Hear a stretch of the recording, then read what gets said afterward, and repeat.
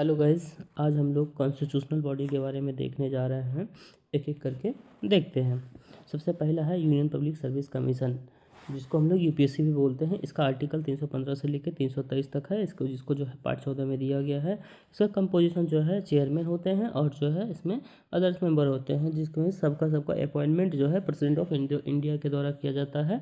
और जो इसका टेन्योर की बात कर लें तो इसका टेन्योर जो है 6 साल, मतलब 6 साल तक 6 साल या फिर टिल द एज ऑफ 65 होता है।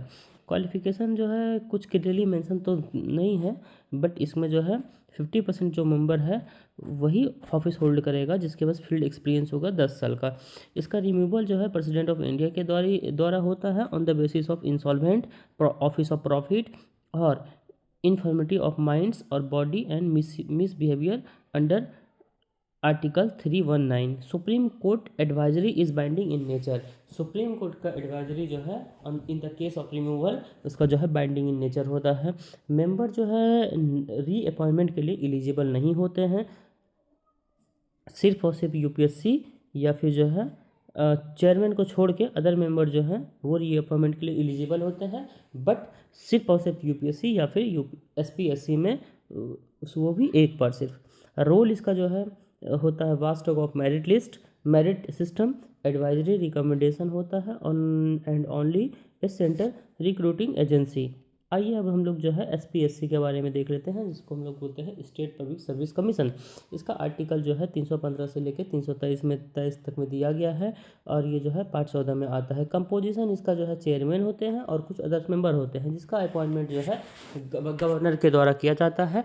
बट अब यूपीएससी और एसपीएससी में यही डिफरेंस है कि वहाँ पे अपॉइंटमेंट जो है प्रेसिडेंट करता था, यहाँ पे गवर्नर करता है। दोनों में लगभग ऑलमोस्ट सेम होती है, सिर्फ और सिर्फ ये डिफरेंस होता है कि वहाँ पे प्रेसिडेंट करता है, यहाँ पे गवर्नर करता है। अब हम लोग कंपोजिशन की बात कर लिए, हम लोग टेन्योर का बात करते हैं। टेन्योर 6 साल या फिर 65 या फिर 62 साल होता है, और वहाँ पे क्या था 6 या फिर 65 था, यहाँ पे क्या है 6 और 62 है। क्वालिफिकेशन क्या है कि क्वालिफिकेशन को भी प्रिस्क्राइब नहीं किया गया है, बट 50% मेंबर जो है have field experience for 10 year, जैसा जो है यूपीएससी का था। अब जो है रिमूवल देखते हैं। Removal only by president on the same grounds of UPSC chairman and member can be removed. इसमें भी जो है यहाँ पे एक बात ध्यान रखने वाली है कि वहाँ पे रिमूवल जो है यूपीएससी में रिमूवल प्रेसिडेंट के द्वारा होता था और यहाँ भी रिमूवल प्रेसिडेंट ऑफ इंडिया के द्वारा होता है। बाकी सब चीज़ें गवर्नर के द्वारा होता है एसपीएससी में। अब जो है हम लोग देखते हैं enjoy security of junior new employment other than UPSC chairman और member and no second term. इसमें सेकेंड टर्म नहीं होता है। This role is same as UPSC but for the state. जो हमारा रोल जो है यूपीएससी का होता है, मेरिट वास्टॉक का होता है, एडवाइजरी रिकमेंडेशन का होता है, रिक्रूटिंग एजेंसी के रूप में काम करता है। यूपीएससी सेंट्रल गवर्नमेंट के लिए काम करती है, एसपीएससी जो है स्टेट के लिए काम करती है, सेम टू सेम है। अब आइए हम लोग दूसरा देखते हैं, election commission of India. Election commission of India का आर्टिकल जो है 324 में दिया गया है। इस्टेब्लिश जो है ECI as all India body है अंडर 324। इंडियन इलेक्शन कमीशन इस 3 मेंबर बॉडी, जिसमें कि एक जो है चीफ इलेक्शन कमिश्नर होंगे और 2 जो है अदर इलेक्शन कमिश्नर्स होंगे, जिसका अपॉइंटमेंट जो है प्रेसिडेंट ऑफ इंडिया के द्वारा किया जाता है और जो है 6 साल या फिर 65 साल उसका टेन्योर होता है, जो पहले हो जाए।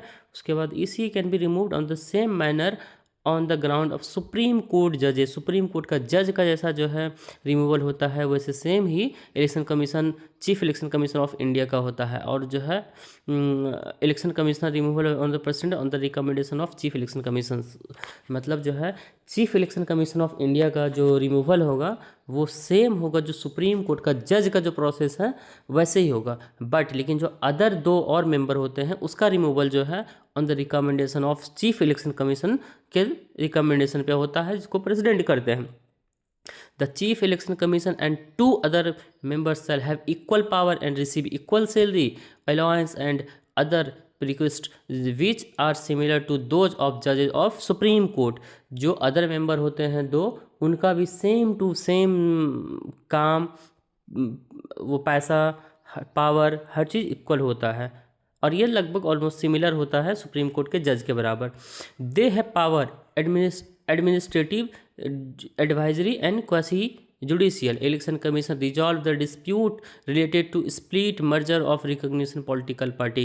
Split merger या recognition of political party के बारे में अगर कुछ dispute होता है तो उसका जो है इलेक्शन कमीशन जो है उस dispute को रिजॉल्व करने का काम करते हैं। और ये क्वेश्चन जो है यूपीएससी 2017 में एक बार पहले पूछ भी चुका है। फिर हम लोग एक लास्ट चीज़ देखते हैं, नो प्रिस्क्राइब क्वालिफिकेशन, पहले से इसका कोई क्वालिफिकेशन प्रिस्क्राइब नहीं किया गया है। No specific term of office of member, और इसका जो है टेन्योर भी फिक्स नहीं किया गया है। And no appointment other than EC by promotion of election commission and no appointment of EC. आइए अब हम लोग देखते हैं, अब जो है फाइनेंस कमीशन हम लोग देखते हैं।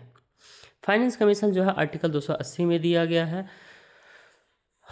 For finance commission constituted bye the president for 5 year. Finance commission जो है प्रेसिडेंट ऑफ इंडिया के द्वारा जो है बनाया जाता है और हर 5 साल में इसका जो है फॉर्मेशन किया जाता है। Finance commission is balancing wheel of fiscal federation. It recommendations distribution of tax revenue and it's quasi judicial body. Finance commission का काम होता है जो भी हमारे पास सरकार के पास टैक्स आती है तो उसका जो है बंटवारा करने का काम करता है कि सेंटर के पास कितना पैसा रहेगा और स्टेट के पास कितना जाएगा और किस स्टेट को कितना जाएगा, इसका रिकमेंडेशन जो है फाइनेंस कमीशन देता है। It has a chairman and 4 other member. इसमें जो है एक चेयरमैन होते हैं और 4 अदर मेंबर होते हैं। Who can be appointed by the president and work for specialized period. और जो है इसका जो है 4 मेंबर होते हैं, इसका एक चेयरमैन होता है और एक 4 मेंबर होते हैं। इसका अपॉइंटमेंट प्रेसिडेंट के द्वारा किया जाता है। इसका वर्क फॉर स्पेशलाइज्ड पीरियड, ठीक है। The qualification are decided by parliament. Qualification जो है पार्लियामेंट डिसाइड करता है। Chairman having experience in public affairs होना चाहिए। चेयरमैन जो होगा हमेशा उसका जो है क्वालिफिकेशन ये होगा कि उसको एक्सपीरियंस पब्लिक अफेयर्स में होना चाहिए। और जो 4 अदर मेंबर होते हैं उसका क्वालिफिकेशन देखते हैं। एक मेंबर जो है जज ऑफ हाई कोर्ट और 1 qualified to be appointed as 1। दूसरा जो है मेंबर ऐसा होगा, a person who has specialized knowledge of finance, who has specialized knowledge of finance and accounts for the government। Third जो पर्सन होगा, a person who has wide experience in financial matter and administration. Fourth one जो होगा, a person who has special knowledge of economics. पहला जो है एक को ऐसा इंसान जो कि हाई कोर्ट का जज हो या फिर हाई कोर्ट का जज बनने के लिए क्वालिफिकेशन रखता हो, वो मेंबर होगा। दूसरा मेंबर जो है उसको जो है specialized knowledge of finance and accounts में नॉलेज होना चाहिए। उसके थर्ड जो पर्सन होगा उसका जो है wide experience in financial matter in administration होना चाहिए। और जो चौथा मेंबर होगा उसका जो है स्पेशल नॉलेज ऑफ इकोनॉमिक्स होना चाहिए। उसके बाद देखते हैं, chairman and member of finance commission are eligible for reappointment for second term. Finance commission का जो चेयरमैन है और उसका जो अदर मेंबर होते हैं वो जो है रीअपॉइंटमेंट के लिए एलिजिबल है और for the second term. Recommendation of finance commission are only advisory nature not binding on government. Finance commission के लिए जो रिकमेंडेशन देता है वो गवर्नमेंट ऑफ इंडिया के लिए वो सिर्फ और सिर्फ एडवाइजरी का काम करता है। जनरली मतलब उसका बात मान लिया जाता है, बट ऐसा वो कंपलसरी नहीं है कि फाइनेंस कमीशन जो भी रिकमेंडेशन दिया उसको गवर्नमेंट ऑफ इंडिया उसको मान ले। वो सिर्फ और सिर्फ वो एक रिकमेंडेशन इन नेचर होता है। अब हम लोग देखते हैं जीएसटी काउंसिल के बारे में। GST council under article 279A में है। इसको जोड़ा गया है 101 संविधान संशोधन 2016 में जोड़ा गया है। जीएसटी जो है जीएसटी का आर्टिकल 279A है, इसको 101 संविधान संशोधन के द्वारा जोड़ा गया है 2016 में। It make recommendation to the union and state government on the issue related to goods and service tax, ठीक है। The GST council chaired by union finance minister. GST council को चेयर कौन करता है? यूनियन फाइनेंस मिनिस्टर करते हैं। And other member are union state minister of revenue and finance and minister in charge of finance और taxation for all the states. It has considered as a federal body where both are central and the state get due representation. ये ऐसा body बनाया गया है जिसमें इसका जो है जीएसटी काउंसिल का चेयर जो है यूनियन फाइनेंस मिनिस्टर करते हैं और स्टेट के मेंबर होते हैं। और एक ऐसा बॉडी बनाया गया है जिसमें सेंटर और स्टेट दोनों का जो है रिप्रेजेंटेशन है। Every decision of goods and service tax council shall be taken at meeting by majority not less than 3/4 of the weighted vote for member present and voting in accordance with the following principle, namely जो इसमें जो है GST council में कोई भी decision लिया जाता है तो मेजोरिटी में वो वोट के थ्रू लिया जाता है। मेजोरिटी वोट जो होता है उसके बेसिस पे लिया जाता है, और वो जो है जो भी होगा 3/4 जब तक नहीं होगा तब तक कोई भी डिसीजन उसमें पास नहीं किया जाएगा। अब जो है सेंटर के पास कितना वोटिंग पावर है, स्टेट के पास कितना वोटिंग पावर है। सेंटर के पास 1/3 है, स्टेट के पास 2/3 है, और जो है टोटल होना चाहिए उसमें वोटिंग के लिए 3/4 होना चाहिए। जब तक नहीं होगा तब तक कोई भी डिसीजन उसमें नहीं लिया जा सकता है। 3/4 से डिसीजन लिया जाता है। सेंटर के पास 1/3 है और स्टेट के पास 2/3 होता है। अब हम लोग देखते हैं कंट्रोलर एंड ऑडिटर जनरल, जिसको हम लोग कैग बोलते हैं। कैग को आर्टिकल 148 में दिया गया है। As head of Indian audit and accounts department is the guardian of public purse. इसी को हम लोग जो है गार्जियन ऑफ पब्लिक पर्स बोलते हैं, और जो है ये इंडिया का ऑडिट एंड अकाउंट्स डिपार्टमेंट का हेड होते हैं। एट सेंटर एट एनी, ठीक है। अपॉइंटमेंट ऑफ प्रेसिडेंट, इसका अपॉइंटमेंट प्रेसिडेंट के द्वारा क्या था, by warrant under his hand and seal for 6 term 6 year और जो है 65 ईयर एज। इसका अपॉइंटमेंट जो है क्या का अपॉइंटमेंट जो है प्रेसिडेंट ऑफ इंडिया के द्वारा किया जाता है। इसका टेन्योर जो है 6 साल होता है या फिर 65 साल होता है। इसी को हम लोग जो है इसको जो है public guardian of public purse बोला जाता है। ठीक है, कोई दिक्कत नहीं है। फिर हम लोग आगे बढ़ते हैं। अब इसका रिमूवल जो है can be removal by the president के द्वारा होगा on the same grounds of जज of the supreme court. Supreme court के जज का जैसा रिमूवल होता है वैसे ही इसका भी रिमूवल होता है। इसका रिमूवल भी जो है प्रेसिडेंट ऑफ इंडिया के द्वारा होता है। No reappointment, no minister represents him in parliament. इसका जो है रिअपॉइंटमेंट का भी कोई प्रावधान नहीं है। इसका रिअपॉइंटमेंट नहीं हो सकता है। और अगर हम लोग बात कर लें तो इसको कोई भी मिनिस्टर जो है इसको रिप्रेजेंट पार्लियामेंट में नहीं कर सकते हैं। Article 149 prescribes duty of CAG to be set by parliament. इसका ड्यूटी जो है पार्लियामेंट सेट करेगा। CAG audit all the funds centre and state related to consolidated fund of India, contingency fund of India and public accounts of India and respectively for states. ये जो है हमारा audit करता है तीनों जो है हमारा सेंटर और स्टेट का जो फंड ऑडिट करता है, जिसमें जो कंसोलिडेटेड फंड ऑफ इंडिया को ऑडिट करता है, कंटिजेंसी फंड ऑफ इंडिया को and public accounts of India को। CAG reports on execution of projects और programmes by minister are discuss by the public accounts committee. provides its report to the president under article 151. The 3 reports are audit on appropriation accounts, finance accounts and public undertaking. Article 279 CAG assessment in certified net proceed of any tax and the final CAG agent of element. आइए अब हम लोग दूसरा देखते हैं। National commission for schedule caste, इसको article 338 में दिया गया है। बट कॉन्स्टिट्यूशन में इसको जो है कॉन्स्टिट्यूशन में 89 कॉन्स्टिट्यूशनल अमेंडमेंट एक्ट 2003 के द्वारा लाया गया है इसको। बट इसको जो इफेक्टिव जो है 2004 में हुआ है। इट कंटेन्स ऑफ चेयरपर्सन, एक चेयरपर्सन होगा, एक वाइस चेयरपर्सन होगा और 3 अदर मेंबर होंगे। They are appointed by president होगा और इसका टेन्योर जो है 3 साल के लिए होता है। इसका फंक्शन होता है to investigate, monitor, inquire, advice and participate in the planning process. It represents a report annually to the president. It has power of civil court and act as same, provided the scheduled caste of Indian society safeguard against exploitation and to promote their social, economic, educational and cultural development. आइए अब हम लोग जो है हम लोग देखते हैं about national commission for schedule tribe. इसको आर्टिकल जो है 338A में है। 338 में जो है शेड्यूल कास्ट का और NC/ST जो है 338A में है। इसको जो है इसको भी 89 कॉन्स्टिट्यूशन अमेंडमेंट एक्ट के 2004 में लाया गया था। कंपोजिशन ऑफ NC/ST में जो है क्या होता है, एक चेयरमैन होते हैं, एक वाइस चेयरपर्सन होते हैं और 3 जो है फुल टाइम मेंबर होते हैं, इंक्लूडिंग 1 लेडी मेंबर का होना इसमें कंपलसरी है। The term of office chairperson, vice chairperson and member of NC/ST 3 year at the date of, हाँ ठीक है, इसका जो है टेन्योर 3 साल के लिए होता है। उसका फंक्शन भी जो है NCSC के जैसा ही है, सेम टू सेम है। अब हम लोग देखते हैं national commission for backward classes.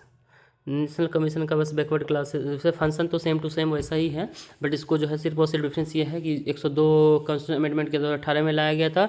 इसका आर्टिकल 338 भी है, इसका भी टेन्योर 3 साल होता है। इसका ही फंक्शन सेम जो है NCSC के जैसा ही सेम टू सेम है। इसमें भी जो है कंपोजिशन चेयरपर्सन होते हैं, वाइस चेयरपर्सन होते हैं और अदर मेंबर होते हैं, जिसका जो है प्रेसिडेंट ऑफ इंडिया करते हैं। The special officer for linguistic minorities जो है is seventh constitution amendment act 1956 के द्वारा आर्टिकल 350 में जोड़ा गया था।